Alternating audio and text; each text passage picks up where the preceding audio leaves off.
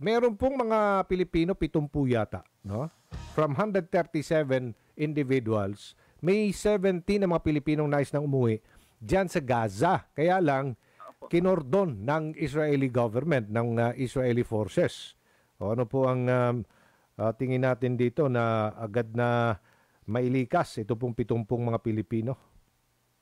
Challenge nga po talaga Challenge yan, talaga ito. Opo. Aljo. Opo, challenge nga po talaga yan. Kasi una muna, yung 137 na mga Filipino, these are women, these are married to mga Palestinian. So, Okay. nakatira na po talaga sila dyan. They are not OFWs. Pero, dahil natili pa rin po silang Filipino nationals, talagang nandun pa rin yung suporta po ng ating gobyerno po sa kanila.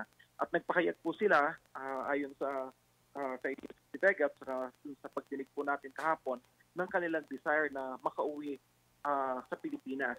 So, wino-workout po ito ngayon. But of course, the same challenge kung ano po yung nararamdaman o nararanasan din ng ibang bansa na may mga nationals po dyan, the same din po yung challenge na kinaharap po natin. Dahil nga po, ever since nakapalaki po yan, and ngayon nakakordon po. So, Oo. ang sinabi po sa atin, ongoing po yung kanilang pakipag-usap sa mga opisyal kasi may kakailanganin po ng exit visa at the same time, exit ay yung sa entry. Ang papasukan po nila not sa Israel but I understand sa Egypt. Kasi border po yan with Egypt.